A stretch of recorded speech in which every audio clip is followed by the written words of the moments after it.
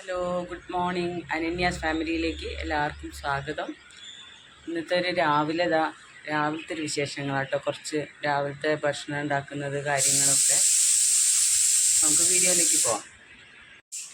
കണ്ട അന്നത്തെ കറിവേപ്പിലൊക്കെ വാടിപ്പോയതായിരുന്നു. ഇപ്പം ഇങ്ങനെ ഉഷാറായി ഇങ്ങനെ പിടിച്ച് വരുന്നുണ്ട്. ഇനിയിപ്പോൾ തുളസിയൊക്കെ പോയിരുന്നു. ഇപ്പോൾ തുളസിയൊക്കെ അങ്ങനെ നല്ല പൂവിട്ട് വന്നിട്ടുണ്ട്. ഇനി ഇതൊക്കെ ഒന്ന് വെട്ടി കൊടുക്കണം. താഴത്തെ തട്ടിലുള്ളൊക്കെ പോയി കറ്റാർവാഴയൊക്കെ കണ്ടില്ലേ, അങ്ങനെ ചീത്തയായിപ്പോയി. ഇനിയിപ്പോൾ ഒക്കെ ഒന്ന് മാറ്റണം. റോസ് ഇങ്ങനെ മുട്ടിടുന്നുണ്ട് കേട്ടോ. ഇതൊക്കെ നല്ല ഉഷാറിന് ഉണ്ടാകും. അതിനിടയ്ക്ക് ഇവിടെ ഒരു വടിയൊക്കെ വീണു. രാവിലെ നല്ല ചൂടാണ്. രാവിലെ തന്നെ നല്ല ചൂടാണ്.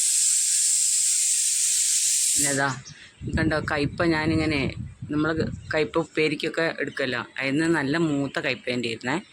അപ്പോൾ ഞാനത് ഇങ്ങനെ എന്ത് ചെയ്ത് ചട്ടിയിലിട്ടപ്പോൾ അത് നന്നായിട്ട് മുളച്ച് വന്നിട്ടുണ്ട്. അപ്പോൾ ഞാനിങ്ങനെ മുകളിലേക്ക് ഒരു കയറിങ്ങനെ പടർത്തി കൊടുത്തിരിക്കുക. അത് കായ ഉണ്ടാവോ ഇല്ലയെന്നൊന്നും അറിയില്ല, എന്നാലും നല്ല ഉഷാറിൽ ഇതങ്ങനെ ഉണ്ടാവുന്നുണ്ട് ഇപ്പോൾ. പിന്നെ അതിൻ്റെ ഇടയിൽ ഞാൻ മത്തൻ്റെ വിത്തുണ്ടായിരുന്നു കേട്ടോ, നല്ല. അപ്പം അതും ഇട്ടിട്ടുണ്ട്. ഒന്നുമില്ലെങ്കിൽ ഇലയെങ്കിലും പറിക്കാമല്ലോ എന്ന് വിചാരിച്ചിട്ട്. അത് നല്ല ഇതിനുള്ള നാട്ടിലൊക്കെ ആണെങ്കിൽ നന്നായിട്ട് താഴെയൊക്കെ വളർത്തുന്ന ചില ഉഷാറിൽ ചിലപ്പോൾ ഉണ്ടാവുമായിരിക്കും. ഇപ്പം അങ്ങനെ ഉണ്ടാവുന്നുണ്ട്. പക്ഷേ ഇതിൻ്റെ ഇടയിലൊക്കെ ഒരു കറുത്ത എന്തോ ഒരു ഇത് വരുന്നുണ്ട്. എന്തായാലും നോക്കാം നമുക്ക് ഇപ്പം എന്താവും എന്നുള്ളത്.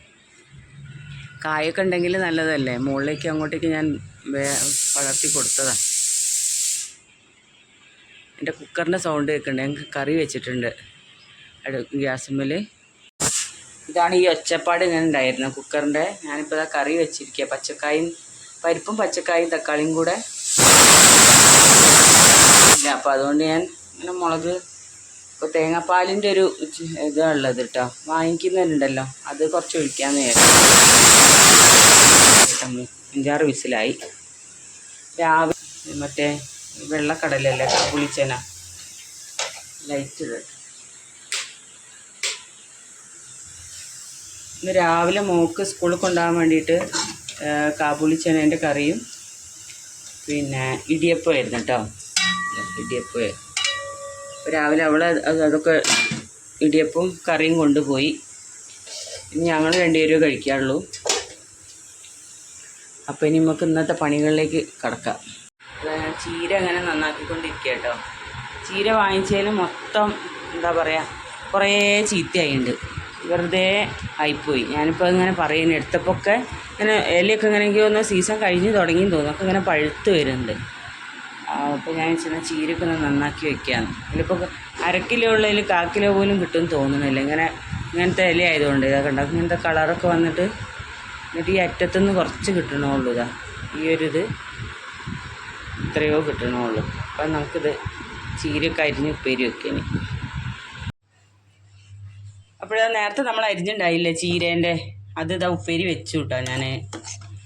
പിന്നെ പച്ചമുളകും തേങ്ങയും വെളുത്തുള്ളിയും ചെറിയുള്ളിയൊക്കെ ഇട്ടിട്ട്. അപ്പോൾ ആകെ ഇത്രയേ കിട്ടിയിട്ടുള്ളൂ. അപ്പോൾ ഞങ്ങൾ 3 ആളായതുകൊണ്ട് ഞങ്ങൾക്ക് ഇത്ര മതിയല്ലോ, കുറച്ച് മതിയല്ലോ. അപ്പോൾ അത്രയേ ഉള്ളൂ ഉപ്പേരി കിട്ടിയത്. പിന്നെ ഞാൻ മീൻ വറുക്കാൻ വേണ്ടിയിട്ട് പിന്നെ മുളക് പുരട്ടി വെച്ചതാട്ടോ. സ്രാവിൻ്റെ കഷ്ണം ഞാൻ ചെറുതാക്കി അങ്ങനെ മുറിച്ച്. സ്രാവിൻ്റെ ആൾ ചേട്ടനാണ്.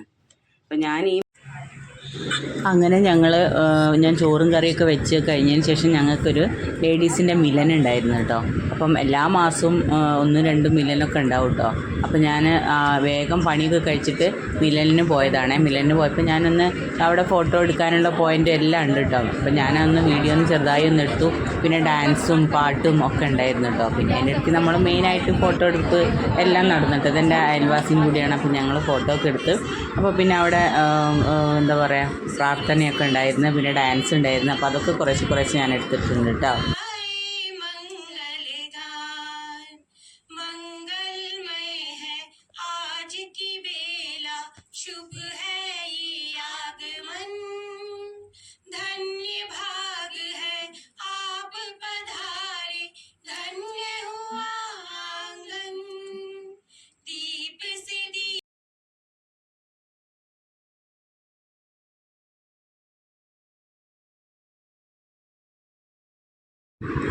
പിന്നെ അവിടെ ലേഡീസിൻ്റെ ഡാൻസ് കാര്യങ്ങൾ എല്ലാം ഉണ്ടായിരുന്നു കേട്ടോ.